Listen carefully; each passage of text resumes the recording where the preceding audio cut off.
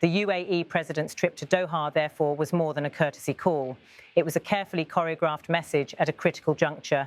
Just a few years ago, Qatar and the UAE were on opposing ends of a Gulf rift that saw embassies shuttered and rhetoric escalate. Though relations were officially restored in 2021, mistrust lingered between Doha and Abu Dhabi, particularly over their competing visions for the wider Middle East. Now, however, Sheikh Mohammed bin Zayed's presence in Doha signals something different. Regional stability, threatened by Israel's expansion of conflict into the Gulf, appears to have drawn rivals back into pragmatic alignment. Both countries know that the fallout from Tuesday's strikes could be catastrophic if left unchecked, not only for Palestinian politics, but for Gulf security as a whole. Sheikh Mohammed's arrival was quiet but deliberate. State media refrained from heavy commentary, sticking instead to images of the leaders exchanging handshakes and entering a black convoy vehicle. Yet the subtlety belied the weight of the moment. Qatar's honor guard lined the runway, and senior officials clustered around as cameras flashed. This was history being documented in real time.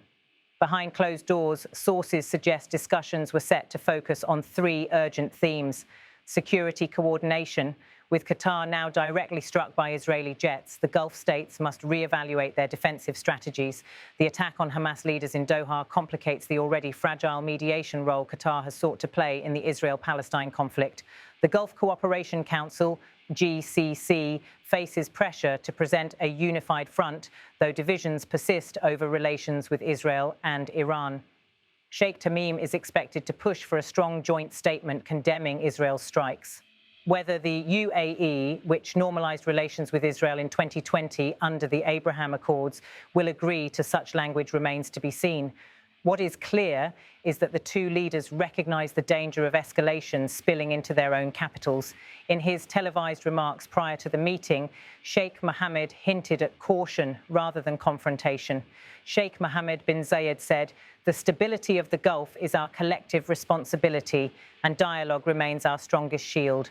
Such words reflect Abu Dhabi's pragmatic balancing act, affirming solidarity with Doha without burning bridges with Tel Aviv. For Qatar, however, the stakes feel existential. Hosting Hamas was always a risky gambit, but Tuesday's airstrikes brought the risk crashing down in literal form.